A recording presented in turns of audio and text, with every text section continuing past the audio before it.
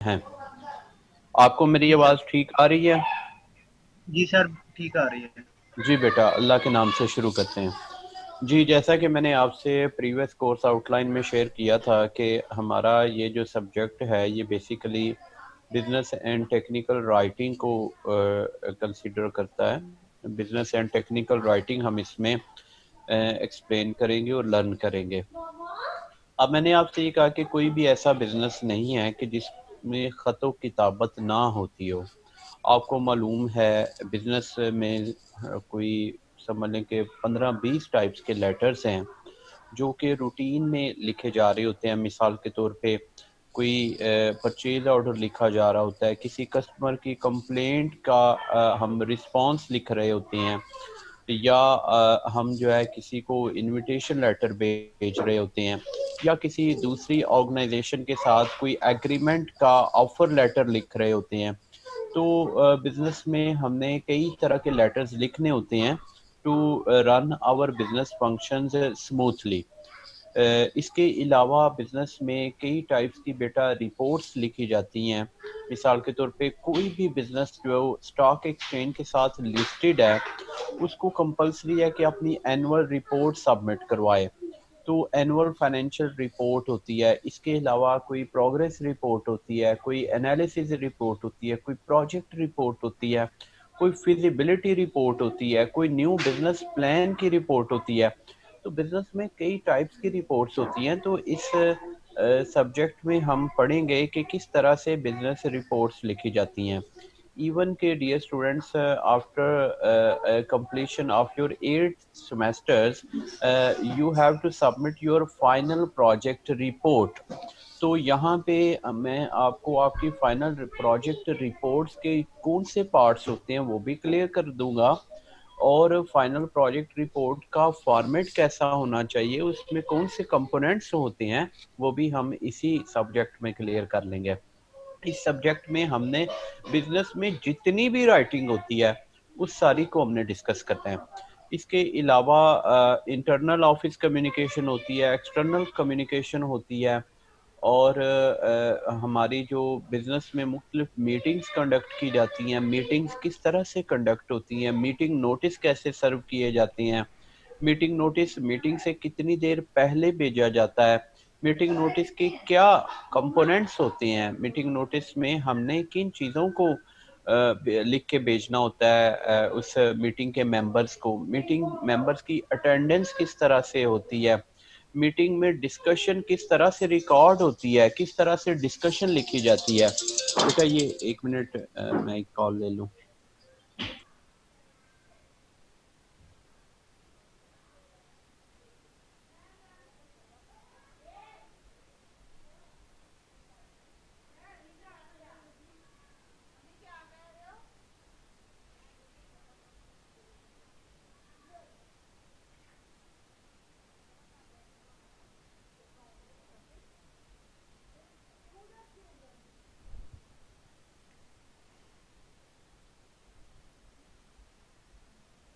हमने राइटिंग के हवाले से पहले मैंने आपसे ये कहा था कि राइटिंग के हम पहले बेसिक प्रिंसिपल्स देखेंगे।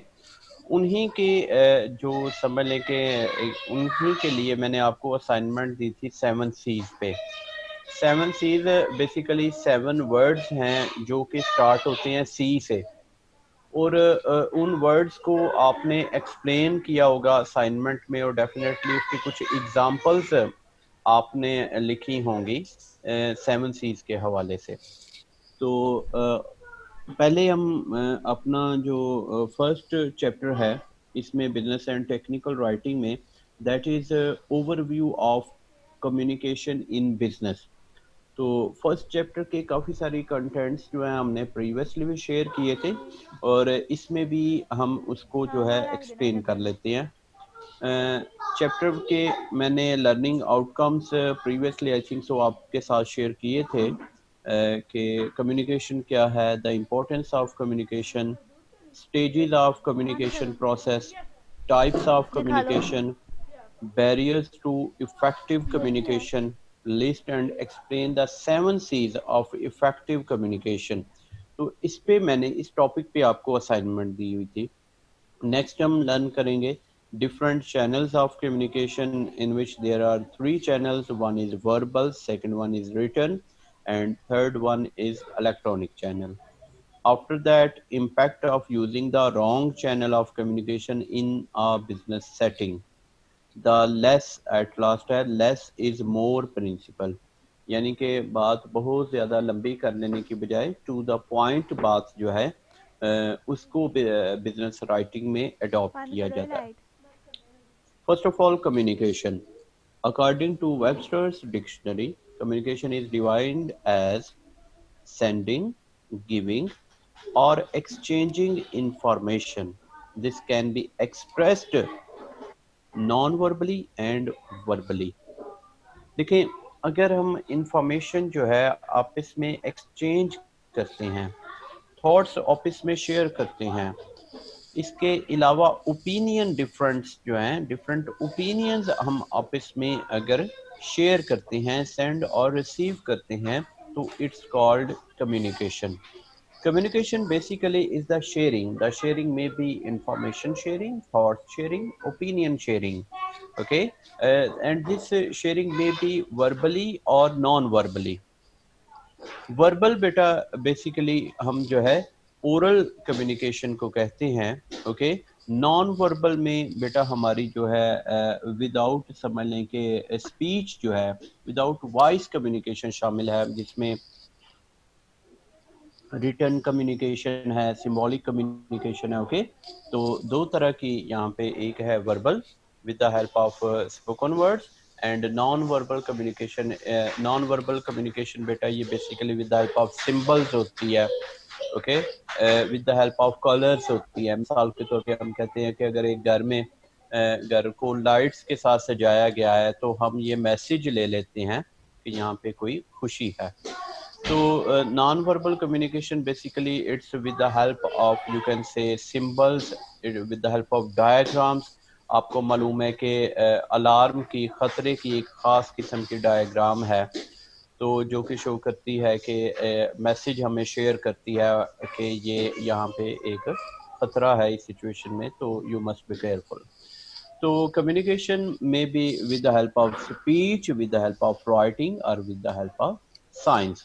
ओके, मैं अगर समरी करूं, कंक्लूड करूं, तो कम्युनिकेशन क्या है? Communication is the sharing, sharing of ideas, sharing of information, it may be sharing of opinions और thoughts. Next, importance of communication. आपको मालूम है कि विदाउट कम्युनिकेशन हम जो है अपने बिजनेस फंक्शंस जो हैं वो रन नहीं कर सकते. मिसाल के तौर पे अगर हम अपने बिजनेस सप्लायर्स को लेटर नहीं लिखेंगे, तो किस तरह से रॉ मटेरियल हम जो है वो परचेज कर सकेंगे. इसी तरह अगर हम अपने जो रिपोर्ट्स, बिजनेस रिपोर्ट्स जो हैं वो टॉप मैनेजमेंट तक नहीं भेजेंगे, तो किस तरह से न्यू बिजनेस प्रोडक्ट्स जो हैं वो लॉन्च होंगी, किस तरह से बिजनेस फंक्शंस परफॉर्म होंगे. इसी तरह टॉप मैनेजमेंट ने जो पॉलिसीज़ बनाई हैं, अगर वो पॉलिसीज़ जो हैं वो कम्युनिकेट ना की जाएं लो रैंक पीपल के साथ, तो किस तरह से वो पॉलिसीज़ जो है वो ऑर्गेनाइजेशन में इम्प्लीमेंट होंगी.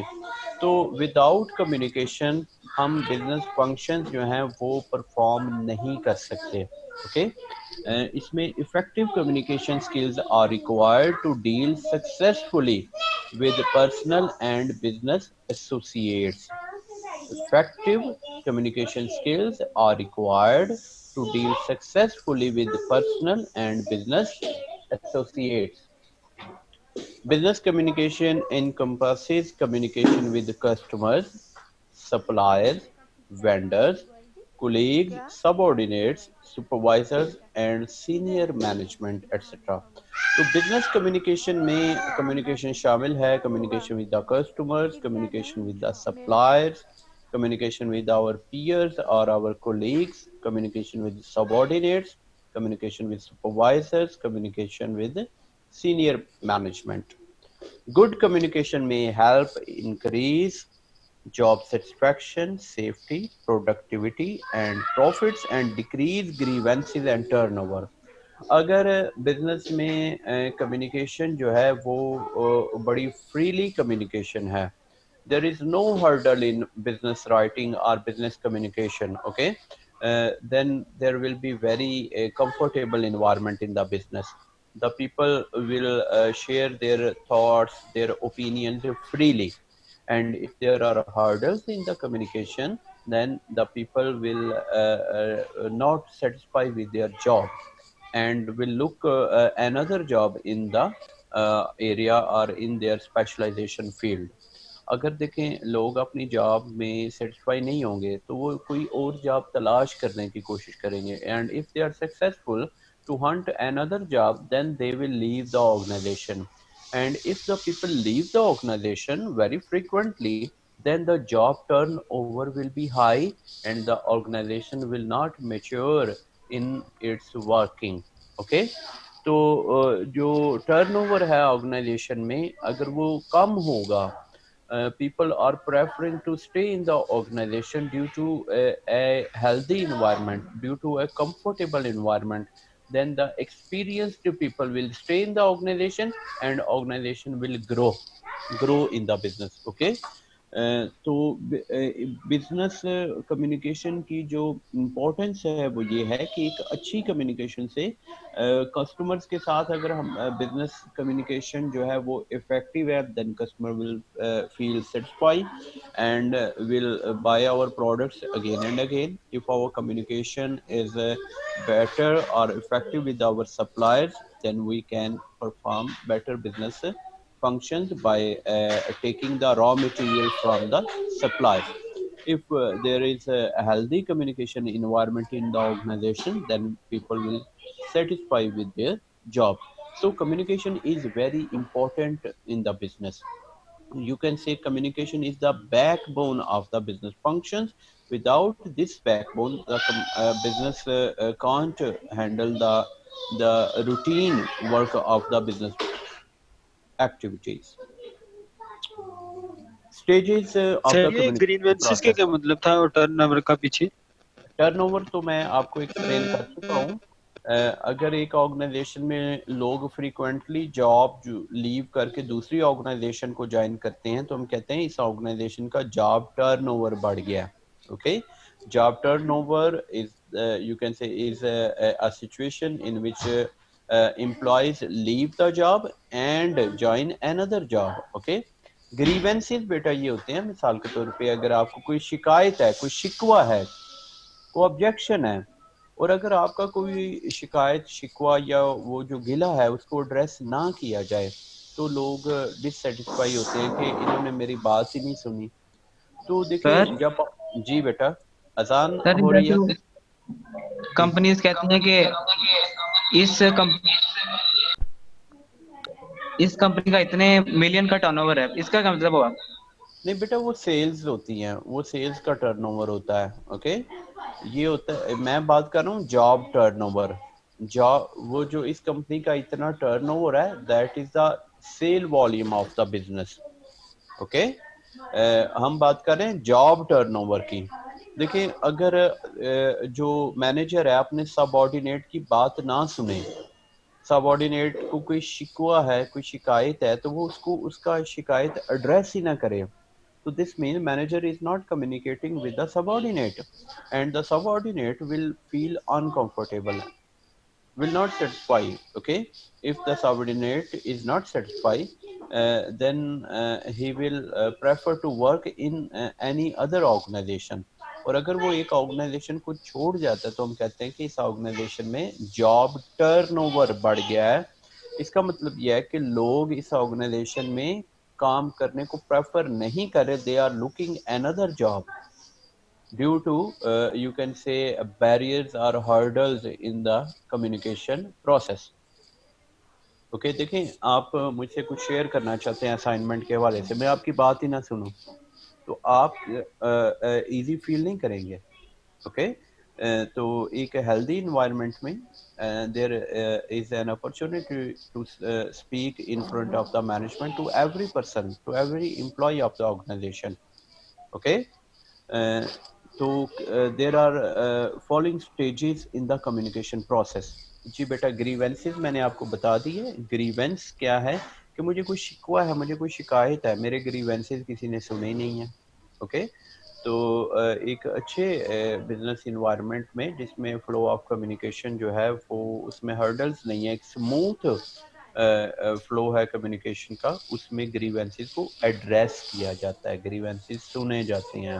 ओके, तो जिससे क्या होता है कि लोग सेटिस्फाई होते हैं विद देयर जॉब्स। और अगर एक ऑर्गेनाइजेशन में सर हैप्पी वर्कर है, जी बेटा, सर नमाज का ब्रेक ले लें जी 10 बेटा, 12 मिनट का। जस्ट अ मिनट में ये अटेंडेंस आपकी कॉपी कर लूँ। जी अभी बेटा टाइम हुआ है मेरे पास 5:04 हुए हैं, तो मैं 15 मिनट आपको जी दे सर। रहा हूँ। 5:20 पे हम दोबारा बेटा ज्वाइन करते हैं। नमाज पढ़ें बेटा, दुआ में याद रखिएगा। अल्लाह हाफिज। सर जी आप पाँच बज के दोबारा सेशन स्टार्ट कीजिएगा। हाँ जी, 5:20 पे मैं दोबारा सेशन स्टार्ट करूंगा। अभी मैं सेशन एंड कर रहा हूँ। अल्लाह ओके सर, हाफिज। Thank you. 5:20 पे दोबारा मिलते हैं। क्या समझ लें कि जो सोर्स है मैसेज का या लेटर का, वो इनिशिएट करता है कम्युनिकेशन प्रोसेस को। सेंडर बेसिकली अगर एक कस्टमर ने लेटर लिखा है बिजनेस को, कोई कंप्लेंट लिखी है बिजनेस को, तो जो कस्टमर है वो बेसिकली सेंडर है कम्युनिकेशन प्रोसेस में।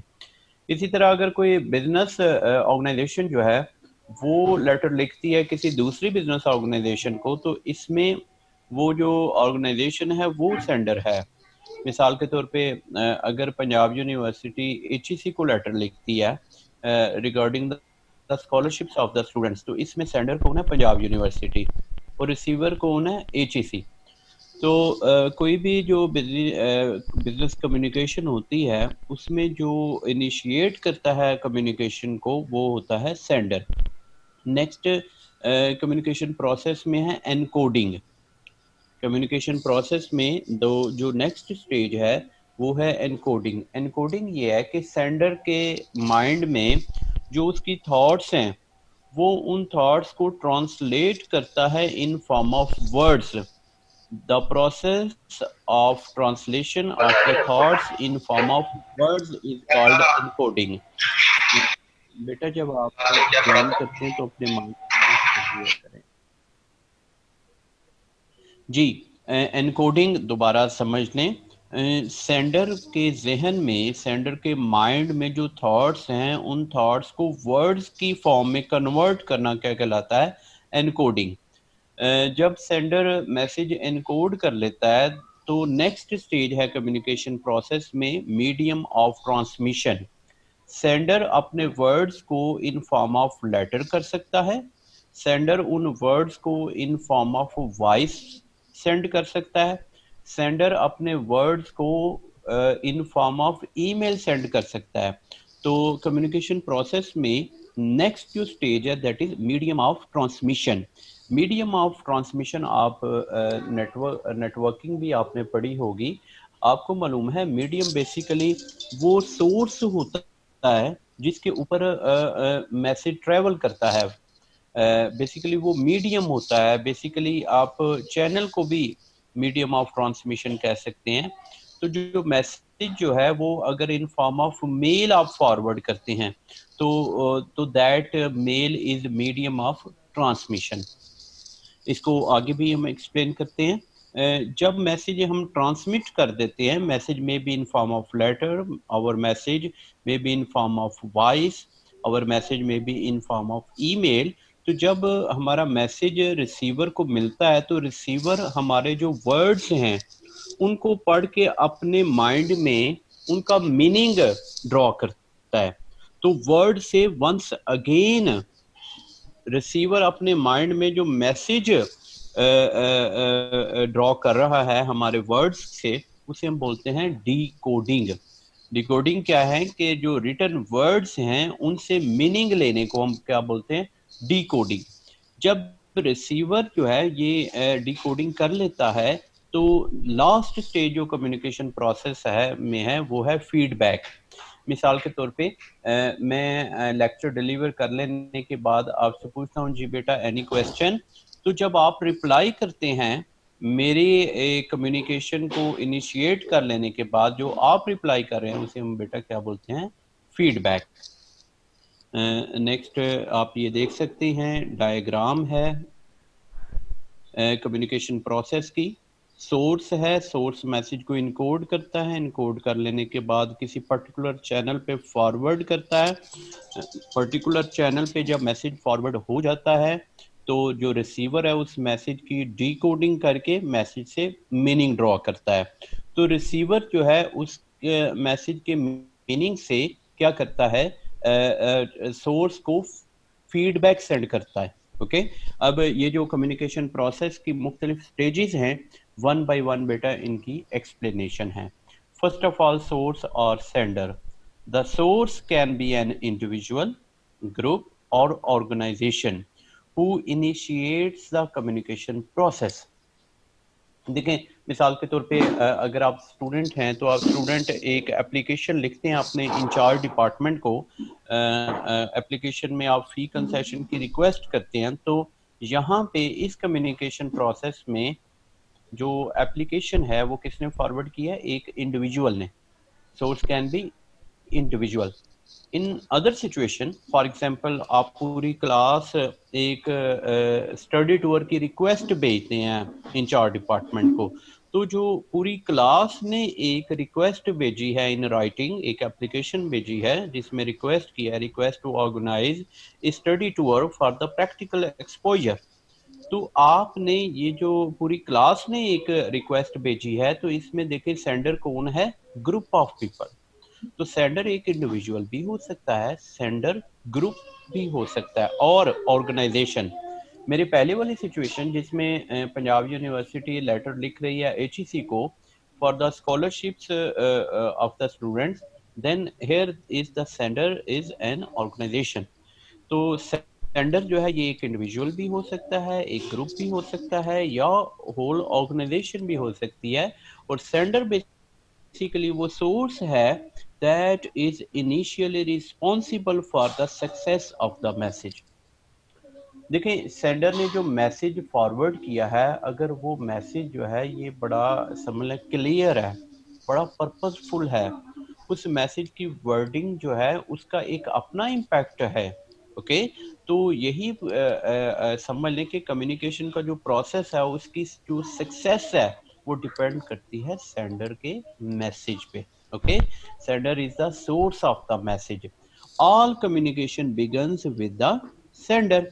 कम्युनिकेशन कौन स्टार्ट करता है, सेंडर स्टार्ट करता है। एग्जांपल जैसे मैंने आपको प्रीवियसली एग्जांपल दी है, राइटर ने भी यही एग्जांपल कोट किए। Customer writing a letter to the branch manager requesting a chequebook, और a bank generating an automated system generated letter to the customer with the information regarding credit card transaction।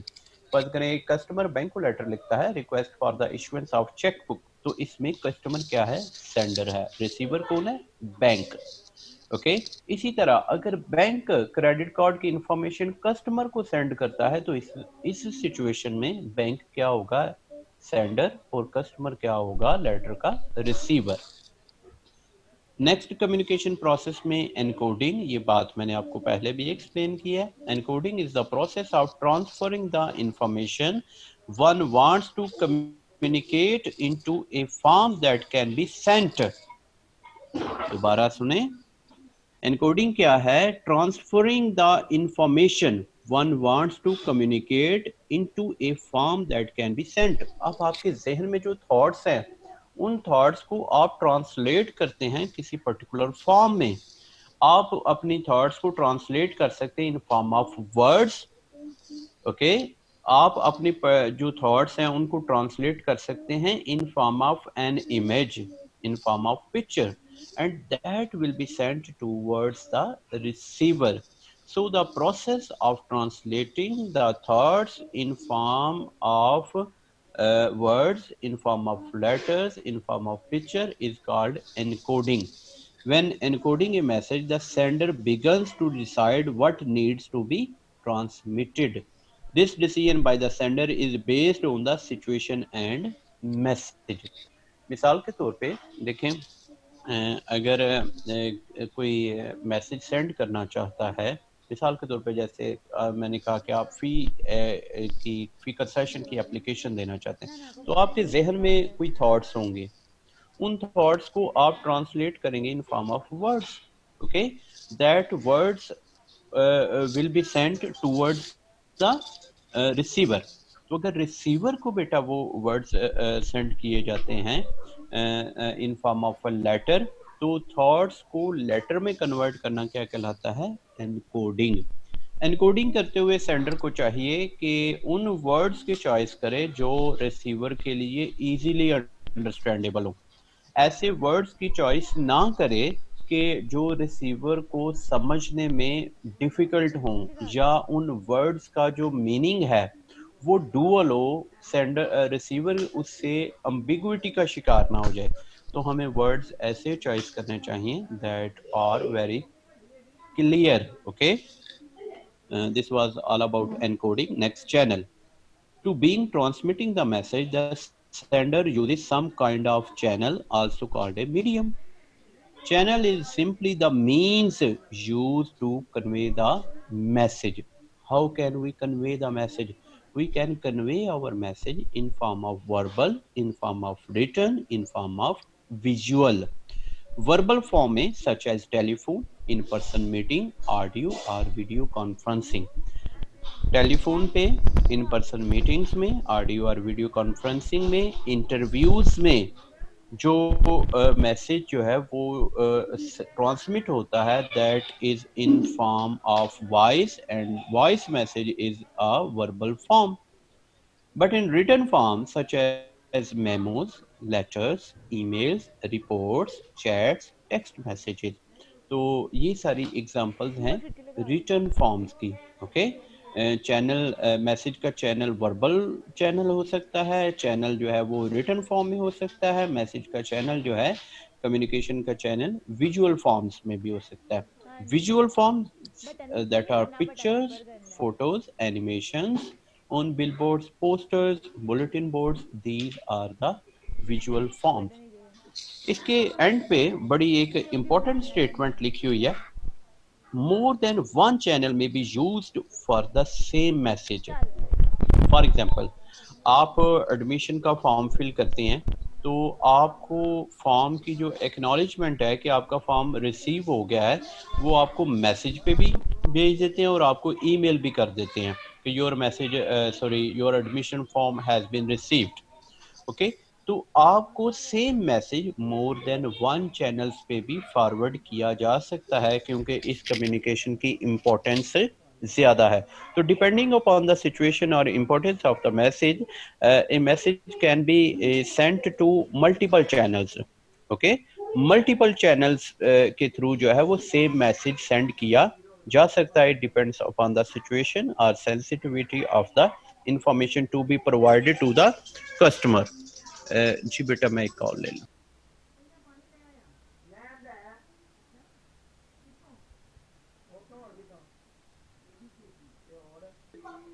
उनकी 3 types हैं। Verbal forms में हम अपना जो message है वो forward कर सकते हैं, रिटन फॉर्म में फॉरवर्ड कर सकते हैं, और विजुअल फॉर्म्स में। सेकेंडली हमने ये कहा कि डिपेंडिंग अपॉन द सिचुएशन और sensitivity of the message we can send our message simultaneously on multiple channels, okay. आपको ईमेल भी आ सकती है, एसएमएस भी आ सकता है साइमल्टेनियसली, ताकि इंफॉर्मेशन, क्योंकि सेंसिटिव है, इंफॉर्मेशन जो है वो कस्टमर की तरफ से मिस ना हो जाए।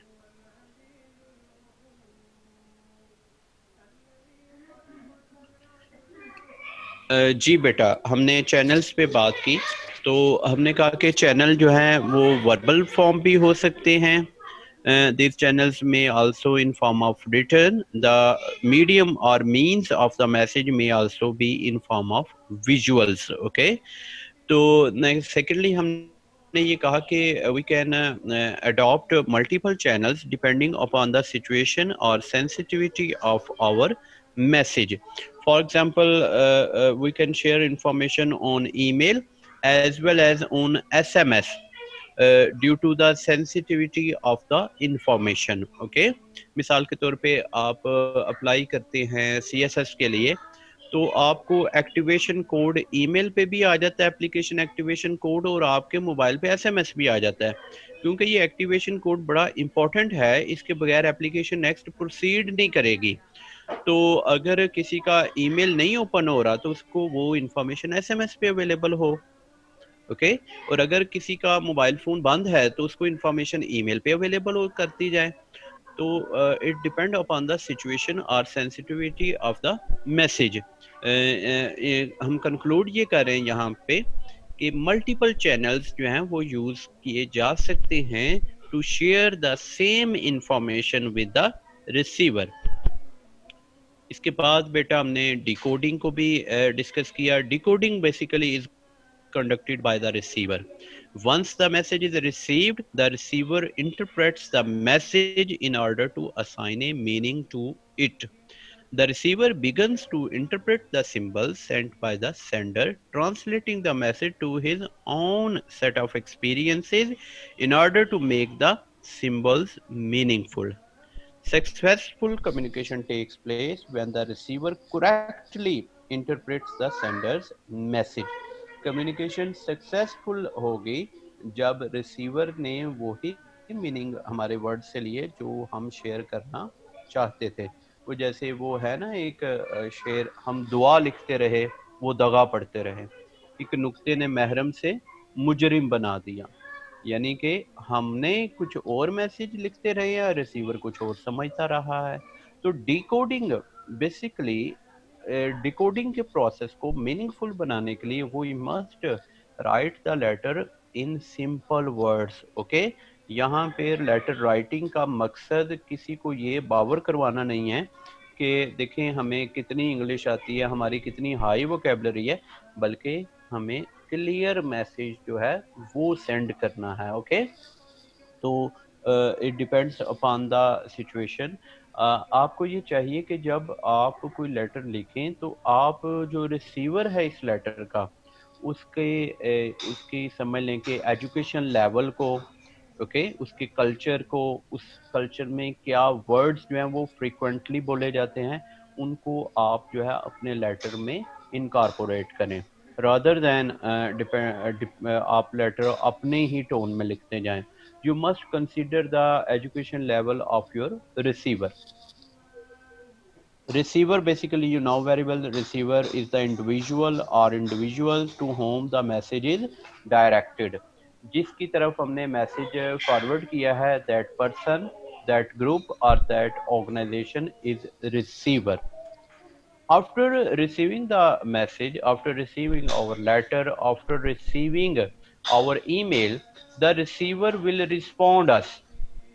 रिसीवर हमें रिस्पॉन्ड जो करता है, हमें जो रिप्लाई दे रहा है receiver, that reply is called feedback. मिसाल के तौर पे मैं आपसे पूछता हूँ बेटा समझ आ गई, या आप करते हैं यस, तो यस इज द फीडबैक। या आप सर हिलाते हैं, ओके, तो ये जो सर हिलाना है ये भी क्या है, एक फीडबैक है। तो feedback is the last stage in the communication process. This was all about stages in the communication process: sender, encoding, channel, decoding, receiver and feedback. जी स्टूडेंट्स, इनमें अगर आपको कोई क्वेश्चन है तो आप पूछें, अदरवाइज अब नेक्स्ट चलते हैं। Is there any question? जी सीआर साहब। No sir. ओके, नेक्स्ट चलते हैं बेटा। Types of communication. There are basically two types of communication. The one is internal communication and the second one is external communication. Internal communication, if the sharing of thoughts, if the sharing of opinions, if the sharing is within the organization, that communication is called internal communication. मिसाल के तौर पे एक organisation है, उसके several departments हैं, like marketing है, sales department है, फाइनेंस डिपार्टमेंट है, अकाउंट्स डिपार्टमेंट है, परचेज डिपार्टमेंट है। अगर सेल्स डिपार्टमेंट लेटर लिखता है या कम्युनिकेट करता है विद फाइनेंस डिपार्टमेंट, तो this communication is within the organisation. Okay, the communication within the organization is called internal communication. Okay, अगर सेल्स डिपार्टमेंट लेटर लिखता है कस्टमर को, तो customer is outside the organisation, customer organisation से बाहर है, तो this communication with the customer is called external communication. Okay, once again, I am going to summarize. If the communication is within the boundary of the organization, that communication is internal communication, and the communication outside the organization is called external communication. Internal communication, communication within an organization is called internal communication. It includes all communication within an organization. It may be formal or informal function. For example, अगर sales department जो है finance department को in writing communicate कर रहा है, तो इसे बोलेंगे ये एक फॉर्मल कम्युनिकेशन है. इसी तरह मिसाल के तौर पे एक ऑर्गेनाइजेशन में लंच का अगर इकट्ठे लोग बैठ के लंच करते हैं, तो वहाँ पे एक मैनेजर अपने सबऑर्डिनेट्स के साथ वैसे बैठ के ऑर्गेनाइजेशन के हवाले से, ऑर्गेनाइजेशन के मुख्तलिफ इवेंट्स के हवाले से बातचीत कर रहा है. तो पर्पस ये नहीं था कि हम जो है लंच पे ये बातचीत करेंगे, वैसे बात शुरू हो गई किसी इवेंट के हवाले से, मिसाल के तौर पे एनुअल डिनर के हवाले से बात शुरू हो गई, तो ये एक इनफॉर्मल कम्युनिकेशन है. ओके, तो इंटरनल कम्युनिकेशन में बी फॉर्मल और may be informal. Okay, internal communication is further subdivided into following. Internal communication जो है बेटा अपवर्ड कम्युनिकेशन हो सकती है, डाउनवर्ड कम्युनिकेशन हो सकती है, हॉरिजॉन्टल और लैटरल कम्युनिकेशन हो सकती है. अपवर्ड कम्युनिकेशन, मिसाल के तौर पे अगर एक सबऑर्डिनेट एक अपने मैनेजर को एप्लीकेशन सेंड कर रहा है to seek permission for the you can say to avail casual leave. Okay, अगर सबऑर्डिनेट जो है वो कैजुअल लीव ये रिक्वेस्ट फॉरवर्ड कर रहा है अपने मैनेजर को, तो कम्युनिकेशन का फ्लो देखें, कम्युनिकेशन का फ्लो लोअर लेवल से अपर लेवल की तरफ है, तो this communication is called upward communication. इसी तरह टॉप मैनेजमेंट अगर कोई ऑर्गेनाइजेशन की पॉलिसी शेयर कर रही है लो रैंक्स मैनेजर्स के साथ, मिसाल के तौर पे टॉप मैनेजमेंट जो है वो ऑर्गेनाइजेशन की पॉलिसी शेयर करती है कि due to COVID-19 and smart lockdown situation, the organization timing will be observed from 9 AM to 1 PM. तो अगर वो ये ऑर्गेनाइजेशन की टाइमिंग की पॉलिसी शेयर कर रहे हैं इन द होल ऑर्गेनाइजेशन, तो आप कम्युनिकेशन का फ्लो देखें, flow of the communication is from top management to low managerial staff. Okay, तो this flow of information is downward communication. Next type है बेटा हॉरिजॉन्टल कम्युनिकेशन. यहाँ पे in summary, upward and downward communication is also called vertical communication. Upward and downward communication is also called vertical communication.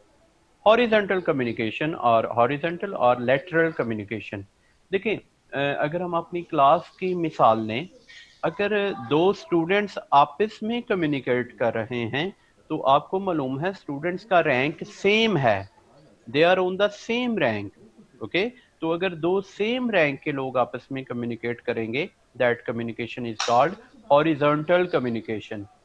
अगर एक student जो है वो मुझसे यानी कि अपर रैंक जो है अपने टीचर्स के साथ कम्युनिकेट कर रहा है, तो फ्लो ऑफ इंफॉर्मेशन देखें, स्टूडेंट टू टीचर है, lower rank to upper rank है.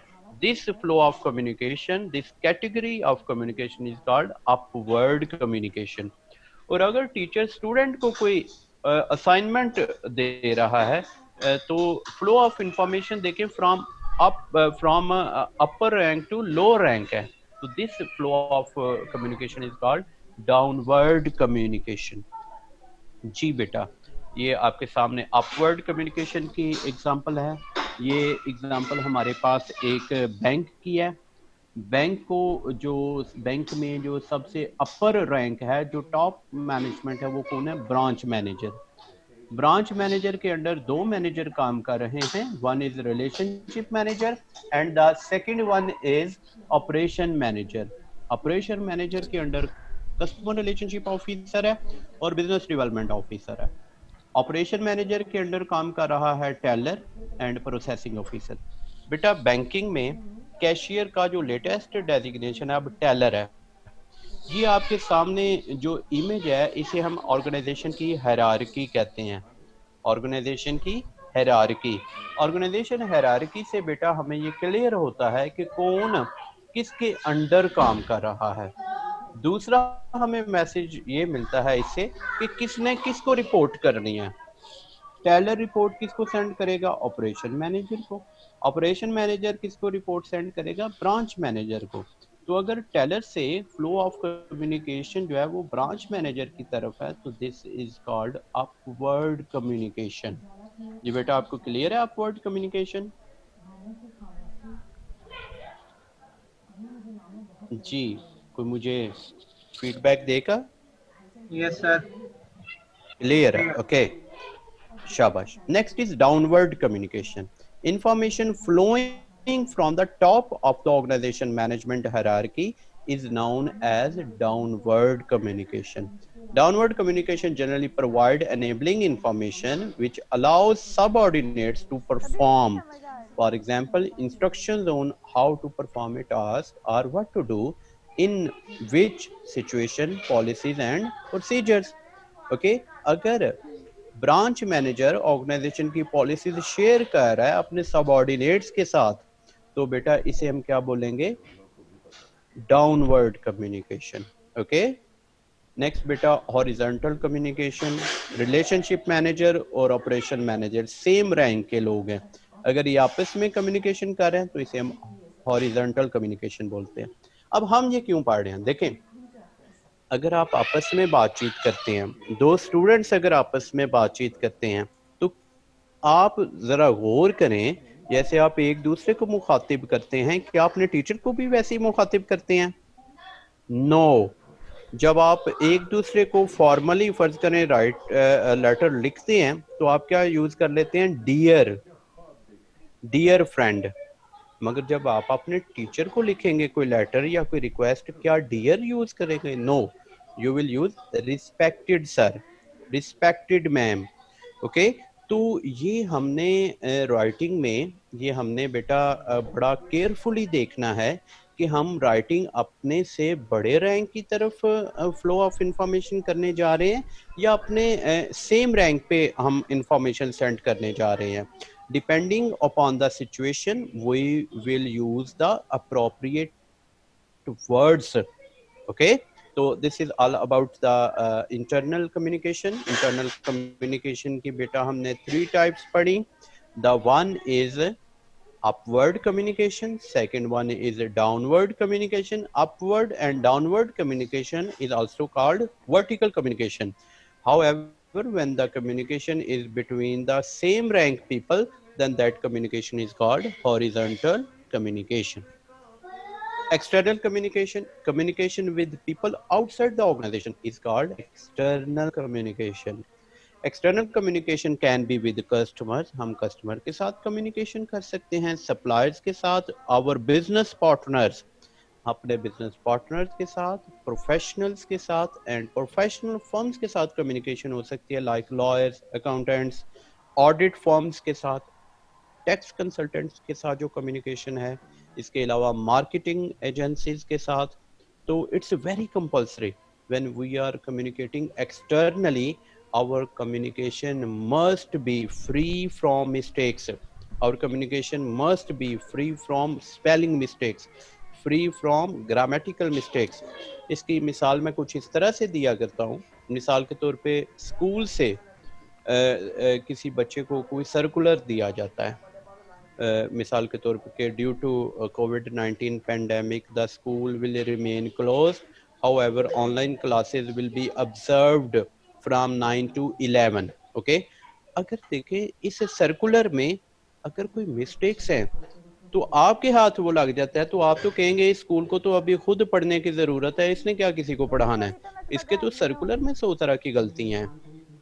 तो इसका मतलब है when we communicate externally, that communication is the you can say image of the organization. Organisation की वो क्रेडिबिलिटी है, ऑर्गेनाइजेशन का इमेज है। तो हमें जब हमने एक्सटर्नली कम्युनिकेट करना है तो हमने इफेक्टिवली कम्युनिकेट करना है। Okay, our writings must be free from mistakes. Okay, तो जब ऑर्गेनाइजेशन एक्सटर्नली कम्युनिकेट करती है, मिसाल के तौर पे organization is communicating with customers, with insurance companies और विद लॉयर्स और विद टैक्स डिपार्टमेंट, तो that communication is called external communication. जी बेटा, next, here are the some barriers to the effective communication. What are the hurdles in effective communication?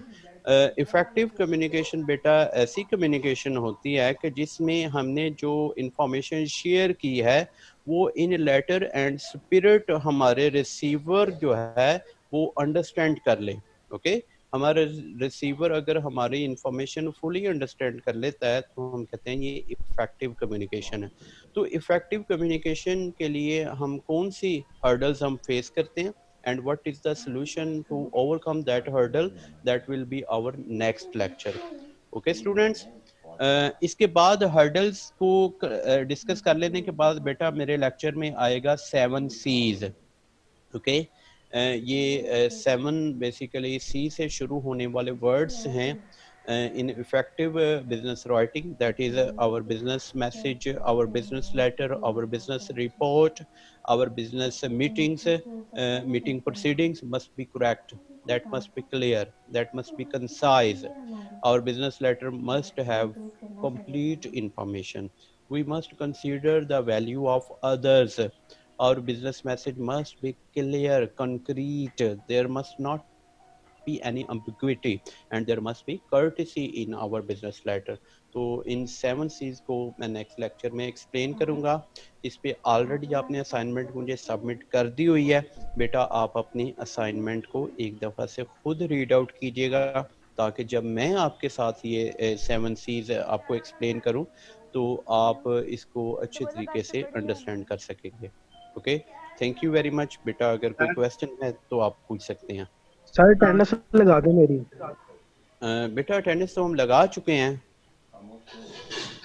आपने मैंने काफी देर हो गई है मैसेज किया आपको। तो वो बेटा वो मैसेज प्रीवियस सेशन में आपने सेंड नहीं थी की है? सर तब नहीं था मैं।